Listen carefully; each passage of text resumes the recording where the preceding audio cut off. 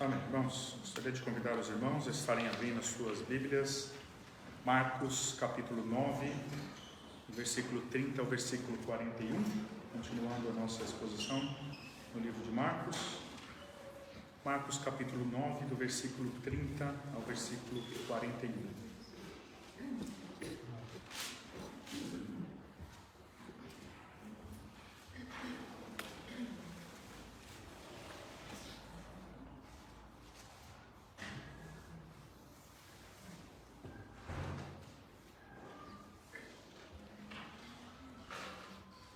Tendo partido dali, passavam pela Galiléia, e não queria que ninguém o soubesse, porque ensinava os seus discípulos e lhes dizia: o Filho do Homem será entregue nas mãos dos homens e o matarão, mas 3 dias depois da sua morte ressuscitará. Eles, contudo, não compreendiam isso e temiam interrogá-lo. Tendo eles partido para Cafarnaum, estando ele em casa, interrogou os discípulos: de que é que discorreis pelo caminho? Mas eles guardaram silêncio, porque pelo caminho haviam discutido entre si sobre quem era o maior. E ele, assentando-se, chamou os 12 e lhes disse: se alguém quer ser o primeiro, será o último e servo de todos. Trazendo uma criança, colocou-o no meio deles e, tomando-a nos braços, disse-lhes: qualquer que receber uma criança, tal como esta, em meu nome, a mim me recebe. E qualquer que a mim me receber, e não recebe a mim, mas ao que me enviou. Disse-lhes João: mestre, vimos um homem que em teu nome expelia demônios, o qual não nos segue, e nos lhe proibimos, porque não seguia conosco. Mas Jesus respondeu: não lhe proibais, porque ninguém há que faça milagre em meu nome e logo a seguir possa falar mal de mim. Pois quem não é contra nós é por nós. Portanto, aquele que vos der de beber um copo de água em meu nome, porque sois de Cristo, em verdade vos digo que de modo algum perderá o seu galardão.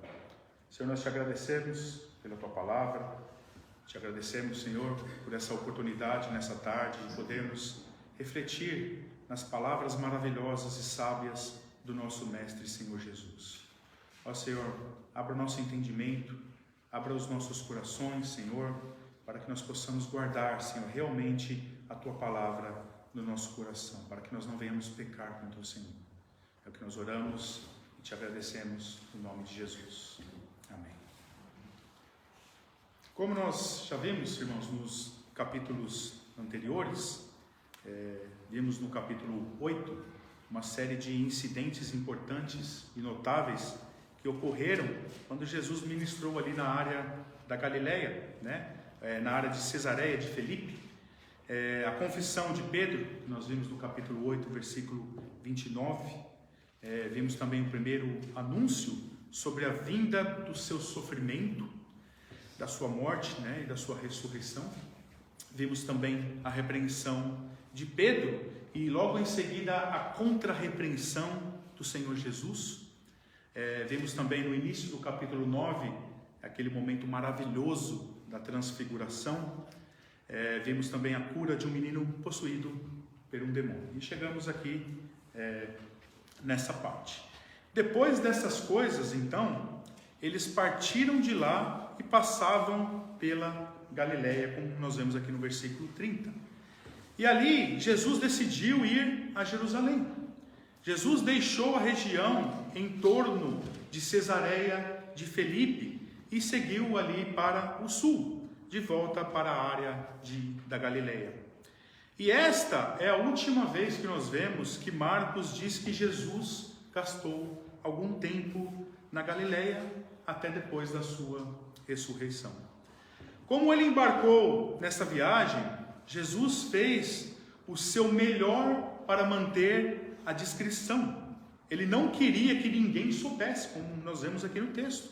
Isso porque nesse ponto era crucial. e era importante ensinar os seus discípulos sobre o que viria, sobre o que aconteceria. E foi isso que ele fez, dizendo que o Filho do Homem estava prestes a ser entregue nas mãos dos homens, e eles haveriam de matar o Senhor da vida. E depois que ele fosse morto, ele ressuscitaria ao terceiro dia. E nós vemos aqui que os discípulos não entenderam muito, né? Mas eles não entendiam essa palavra. E outro detalhe interessante que nós vemos, que eles temiam interrogar o Senhor Jesus. E como os discípulos não entenderam o que Jesus estava ensinando, e eles estavam com medo de perguntar, parece que o Senhor Jesus procurou ali evitar as multidões para que ele pudesse ali justamente concentrar em ensinar os seus discípulos, né? E explicar o que estava, o que viria de acontecer, o porquê que ele iria para Jerusalém, para ali ser traído e ser morto e ressuscitar ao terceiro dia. Mas os discípulos, porém, continuavam não entendendo o que ele estava dizendo. Eles simplesmente não podiam aceitar a ideia do mestre tão querido morrer. E quando Jesus anunciou mais uma vez que ele seria entregue nas mãos dos homens, ele disse, de acordo com a tradução King James, que ele deve ser traído. Jesus usou o tempo presente, mostrando que a sua traição já tinha começado. Ele estava dizendo aqui que o que aconteceria com ele em Jerusalém era um processo que já estava em curso. Eu não gosto muito da utilização da NVI aqui, né, no termo traído, que diz no sentido de que eles queriam colocá-lo à morte. E é possível até que essa ação já estava na mente de Judas. Mas Jesus não tinha as ações de Judas ou qualquer outra pessoa neste mundo em mente, pois aquele que o entregou foi justamente o Pai. Jesus estava sendo enviado a Jerusalém para cumprir o ofício que o Pai tinha delegado a ele. Foi o Pai que enviou ele ali. E este ato já tinha sido acordado desde a fundação do mundo entre os membros da Trindade, que o Pai enviaria o seu Filho para o mundo para trazer o seu plano de salvação aos eleitos, ao seu povo escolhido. Neste momento, Jesus tinha de ser entregue nas mãos dos homens maus. Assim, o plano do Pai de entregá-lo a cumprir o seu destino, que já estava chegando aqui ao seu clímax. Marcos então nos diz, que ele veio para Cafarnaum, e quando ele estava na casa, ele lhes perguntou: o que vocês estão disputando? O que vocês estavam ali disputando entre vocês? Mas eles ficaram em silêncio, porque eles estavam discutindo sobre quem seria o maior no reino dos céus. E tendo chegado a Cafarnaum, no lado do noroeste do mar da Galileia, Jesus entrou numa casa. Lá ele perguntou aos discípulos, e eles ali especificaram o que eles estavam discutindo. Jesus tinha ouvido a disputa, que eles estavam descontentes ali uns com os outros. E qual foi a resposta deles? Não houve resposta. Houve um silêncio absoluto entre os discípulos. Eles não tiveram coragem de falar nada. O Senhor tinha acabado de dizer que ele estava a caminho de Jerusalém para sofrer, para morrer, e eles haviam caído ali num debate infantil sobre quem seria o maior no mundo, no reino vindouro do Senhor Jesus Cristo. Quem seria o number one? Quem seria o número um? Quem seria o braço direito do Senhor Jesus lá no céu? Essa era a conversa que eles estavam tendo. Esta, meus queridos, na verdade é uma questão que temos que lidar em discussões o tempo todo. Isso é uma coisa bem comum, que está intrínseco na natureza do ser humano. Vivemos no mundo das competições. As pessoas vivem debatendo quem é o melhor de tudo. Parece que há uma necessidade de sempre saber quem é o melhor. Quem foi o maior cantor de todos os tempos? O maior jogador de futebol de todos os tempos? Quem é o melhor pregador? Qual é a melhor igreja? Ou qual é a melhor placa de igreja? Parece que ser apenas bom em algo não é o suficiente para as pessoas. Queremos sempre determinar quem é o melhor dos melhores. O homem nunca está satisfeito com apenas ser bom, bom em alguma coisa. Queremos saber os melhores. Não é isso que as pessoas mais discutem lá fora? Não é isso que a gente vê o tempo todo? Quem é melhor? É o Messi? É o Ronaldo? É o Pelé? O Maradona? O Brasil? A Argentina? O meu time de futebol é o melhor? O meu político é o melhor? A minha religião é a melhor? A minha placa de igreja é a melhor? Eu digo placa, meus irmãos? Porque a igreja do Senhor é uma só. E nessa luta desenfreada, cada um defende o seu. Muitas vezes com brigas também, discussões. Pessoas param até de conversar, de falar, quebram uma comunhão uns com os outros, porque eles defendem sempre o que eles acham que é melhor. E notem aqui como o Mestre Jesus respondeu aos seus discípulos. Marcos escreve: ele sentou-se, chamou os 12 e lhes disse no versículo 35: se alguém quer ser o primeiro, será o servo de todos. Jesus, meus irmãos, é formidável. Quando o nosso eguinho, o nosso ego, ele tenta colocar as mangas para fora, Jesus, ele mata nosso ego. Sabe o que Jesus está dizendo aqui? Que não importa quem é o melhor ou o maior de todos. O que importa é quem serve mais o próximo, quem ama mais, quem se doa mais, quem se dedica mais. E para seguir da forma como o Senhor Jesus nos orienta aqui, meus irmãos, é necessário que nós venhamos ter humildade. É necessário humildade para seguir da forma como o Mestre Jesus nos orienta. E eu não me canso de ver, meus irmãos, as respostas formidáveis e maravilhosas do nosso Senhor Jesus contra a imaturidade dos seus discípulos e contra a hipocrisia e a soberba dos líderes religiosos da sua época. Quer ser o melhor, quer ser o maior de todos, o melhor de todos, o bonzão. Resposta do Senhor Jesus, versículo 35: se alguém quer ser o primeiro, será servo de todos. Muito significativo isso que o Senhor diz aqui. Será servo de todos. Quando Jesus disse: se alguém quer ser o primeiro, será o servo de todos, ele inverteu os valores, os nossos valores. Cada um de nós, meus irmãos, nasce com uma aspiração para a significância. Queremos as nossas vidas para contar para os outros. E muitas vezes não queremos deixar de atingir os objetivos que perseguimos em nossas vidas, para olhar os conselhos maravilhosos do nosso Senhor Jesus Cristo. Porque grande parte dos conselhos do Senhor Jesus mata o nosso ego, extermina o nosso ego, o nosso eu, a nossa vontade. Isso porque a última coisa que queremos fazer é chegar em último. Quem aqui quer chegar em último, irmãos? Ninguém. Não estamos satisfeitos com a mediocridade.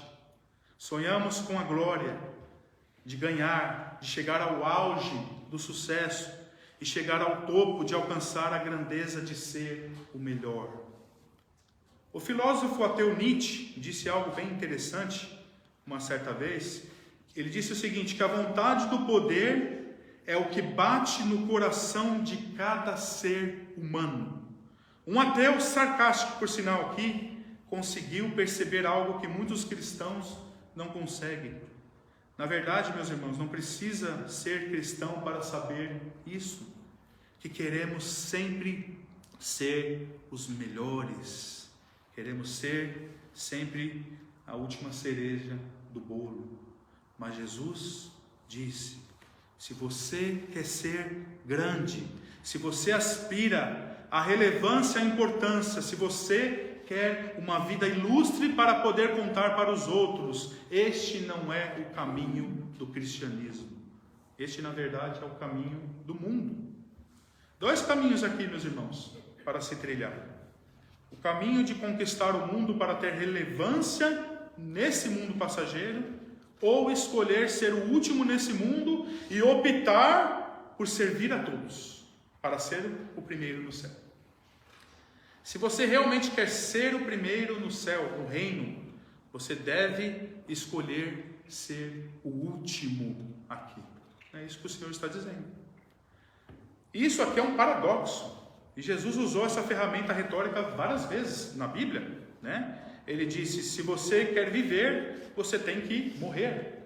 Se você quiser salvar a sua vida, você tem que perder a sua vida. Se você quer ser grande, você tem que ser pequeno. No caminho do Senhor Jesus, os últimos são os primeiros. O caminho para a grandeza é o caminho do serviço. É ser servo. Se queremos ser grandes, devemos ser os maiores servos de todos. E entender o chamado do Mestre para servir o nosso próximo. A associação da grandeza, meus irmãos, está associado com um status que muitos querem ter. Eu tive uma situação uma vez, irmãos, que eu nunca esqueci. Que a Sara, logo quando ela tinha nascido, eu estava em Goiás, e eu lembro que eu saí do mercado e um carro estava estacionado, virado, né, para a direita. Obviamente ele deveria ir para frente, né? E eu saí atrás dele e o carro deu ré. E eu desviei e passaram no colo, né? E na hora que eu saí eu dei um grito, né? Assustei, o cara saiu do carro e quis brigar comigo. E eu lembro bem das palavras que aquele homem disse para mim. Eu não sei nem quem é aquele homem, né? Não conheço ele, mas ele disse: você sabe quem eu sou? Ele quis brigar comigo e ainda falou: você sabe quem eu sou? Isso é uma atitude normal, onde se a pessoa ela é rica ou talvez parente de alguém importante, ela acha que ela tem mais direito do que as outras pessoas. Nós normalmente fazemos uma distinção entre a teologia da glória e a teologia da cruz. Queremos glória sem a cruz. Queremos grandeza sem humilhação. Mas Jesus disse que não podemos obter glória dessa forma. Ele sabia, porque o que ele ensinou aqui não era um princípio abstrato da vida. Era o princípio que ele estava vivendo. Para pontuar o seu ponto, Jesus aqui usou uma lição, no versículo 36 e no versículo 37, dizendo: então ele tomou uma criança e colocou-a no meio deles. E quando ele o levou aos seus braços, ele disse: quem receber um desses pequeninos, né, em meu nome, a mim recebe. E quem me recebe, também recebe ao Pai que me enviou. Na maioria das culturas ocidentais, hoje, crianças são consideradas adoráveis, né? Mas no mundo antigo, quando a taxa de mortalidade era tão alta que um grande número de crianças que nasciam morriam antes de completarem 5 anos de idade, ali a coisa era diferente.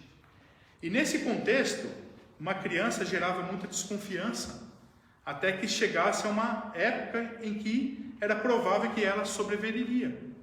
Ou seja, quando uma criança nascia na época de Jesus, ali era normal o pensamento das pessoas dizerem: será que ela vai sobreviver? Será que ela vai conseguir? E eu imagino, né, quem era pai naquela época, a agonia dos pais quando surgia qualquer febre, qualquer inflamação, qualquer infecção era motivo de morte. E não precisamos ir, na verdade, até a época de Jesus, não muito tempo atrás, quando não haviam as vacinas ou medicações como nós temos nos dias de hoje. Qualquer infecção, meus irmãos, qualquer gripe matava as pessoas. Nós tivemos uma onda de pessoas que foram contra vacina, né, da Covid, eu particularmente, meus irmãos, eu tomo a vacina da gripe e da Covid todos os anos, né? E eu sou grato pelas vacinas, graças a Deus pelas vacinas, porque muitas mortes são evitadas. Se nós estudarmos a história, nós vemos, na época de Jesus, e não muito tempo atrás, há uns 300 anos, qualquer gripe, qualquer infecção matava as pessoas. Mas na época de Jesus, não tinha vacinas, não tinha medicações como nós temos agora, e podemos entender e ser gratos por termos essas medicações e essas vacinas. E na época de Jesus, grande parte das crianças não passavam dos seus primeiros 5 anos de idade. Então Jesus tomou uma criança pequena, uma pessoa que não era considerada de grande dignidade, e disse aos seus discípulos: quem receber essa criança em meu nome, a mim recebe. Em outras palavras, Jesus não designou aos 12 aqui para a posição de grandeza, mas uma criança. Ele escolheu aqui uma criança. Ele escolheu uma pessoa que em seu contexto era sem importância e de pouca dignidade. A lição aqui era óbvia para os seus discípulos. Eles não estavam aptos a se considerarem grandes. Obviamente, Jesus escolheu as crianças, porque, como ele mesmo diz, delas são feito o reino de Deus. Agora, quando Jesus nos diz que devemos ser como crianças, podemos pensar em uma infinidade de respostas que seguem ali numa linha bíblica, que o Senhor Jesus está se referindo aqui. As crianças, elas são espontâneas e sinceras. E essa é uma característica clara do Senhor Jesus. Totalmente espontâneo e sincero era o Mestre Jesus, sem querer agradar ninguém além do Pai que o enviou. Isso é um grande problema, meus irmãos, para nós adultos, porque nós somos de aparência, né? Nós somos de aparência. Eu dou até exemplos, irmãos. Esses dias eu fui numa casa de uma pessoa, e a pessoa está falando: nossa, a casa está meio suja aqui, tudo, não repara? Não, a gente é assim. A gente é sempre olhando para as aparências, querendo as coisas que estejam sempre no lugar para os outros verem. Nós estamos preocupados com as outras pessoas, com a aparência. Já as criancinhas, elas não estão nem aí para as visitas. Elas só querem brincar. Você acha que uma criança está preocupada se a casa está arrumada? Não. Jesus, como sempre, nos dá exemplos maravilhosos, que se nós realmente refletirmos, nós poderíamos aprender muito, meus irmãos, com as criancinhas. E ver o quanto que na prática nós somos realmente, muitas vezes, hipócritas, muitas vezes de aparência, muitas vezes vivemos de aparências. E o nosso bom Deus escolhe as coisas loucas desse mundo para envergonhar as sábias. Ele escolhe muitas vezes as coisas insignificantes do mundo para envergonhar as tolas. Jesus pegou aqui uma criança inocente, espontânea, sincera, mas insignificante para o seu contexto. E com certeza isso foi uma grande lição para os seus discípulos, que ali estavam discutindo, e eles ansiavam por ser o maior. Quem vai ser o maior no reino dos céus? Eles ansiavam por grandeza. E o Senhor Jesus mostra a humildade de uma criança. No versículo 36, vemos que João interrompeu e disse: mestre, vimos alguém que não segue a gente e está expulsando demônios. Como assim? Eles ficaram aqui bravos, E aqui novamente o mesmo problema que se manifestou. Quem quer que estivesse fazendo aqui esse exorcismo, embora ele não era um membro dos 12, era, na verdade, um seguidor de Jesus. O problema era que ele não era um seguidor dos discípulos de Jesus. Ele não fazia parte do clube dos 12. Marcos nos diz, nos versículos 39 a 41, mas Jesus diz para não proibir, porque ninguém há que faça milagre em meu nome, que depois vai falar mal de mim. Quem não é contra nós é o nosso favor, que Jesus está dizendo. Mas quem quer que lhe dê um copo d'água para beber em meu nome, porque sois de Cristo, e em verdade vos digo, que de modo algum perderá a sua recompensa. Com essas palavras profundas, Jesus mostrou aos discípulos que eles deveriam se proteger da construção de paredes entre os crentes, mas devem reconhecer a sua unidade essencial em todos que seguem o nosso Senhor Jesus Cristo. Antigamente, irmãos, nas igrejas existiam panelinhas, né, de acordo com as suas preferências. Ou seja, a igreja era dividida por vários grupos diferentes, e se você não se enquadrava naquela tendência do grupo, você era excluído. Panelinha, na verdade, sempre foi algo terrível, não só na igreja, mas em qualquer lugar, irmãos. Panelinha é algo que tem em todos os lugares. Hoje em dia não é apenas o que temos são as panelinhas de sempre, mas temos também, devido à informação, as pessoas se dividirem muito por causa de assuntos teológicos. O que a gente mais vê é pessoas brigando por assuntos teológicos e saindo das igrejas, né? Isso é um grande problema. Tem muito assunto, meus irmãos, na Bíblia, que a Bíblia nos fala até um certo ponto e não fornece detalhes. Daí é natural a gente, às vezes, especular, e isso com vários assuntos que nós vemos na Bíblia.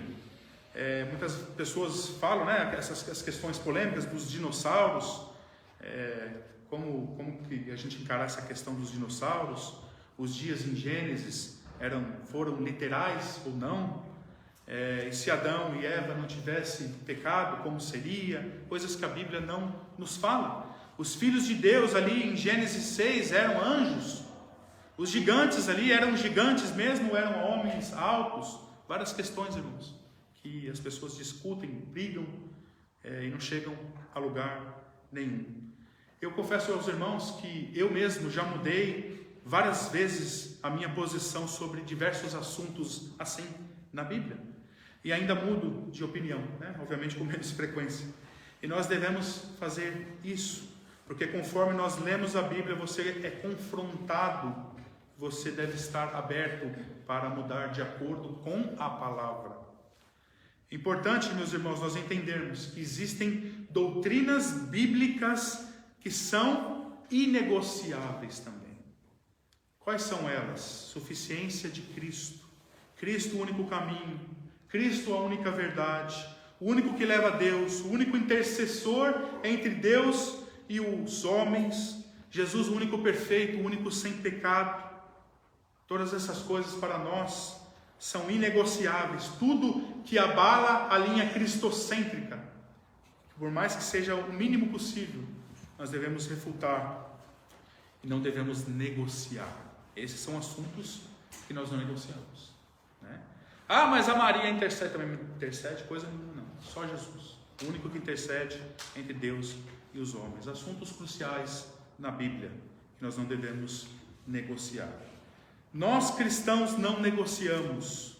Essa semana, meus irmãos, eu debati com um muçulmano do Paquistão. Ele trabalha comigo e ele me disse, ele ficou um mês de férias e ele foi para Meca, né? E ele disse que foi para Meca, que foi maravilhoso, tudo, né? E eu falei para ele, essa é uma viagem pagã. A gente conversou falando bastante coisa, né? Ele confronta algumas coisas do cristianismo. Eu falei para ele, né? Isso aí é uma viagem pagã. Ele falou, mas como assim, né? Pagã? Eu falei, vocês ficam beijando uma pedra. Vocês ficam se prostrando a uma pedra, orando para a pedra e beijando a pedra. Isso é paganismo puro, né? Somente Deus pode ser adorado. Não podemos adorar uma pedra. Daí ele me disse, mas a pedra veio do céu. Eu falei, não interessa de onde que a pedra veio, né? Você está adorando a pedra, você não está adorando a Deus, você está adorando a pedra, e isso aí é paganismo.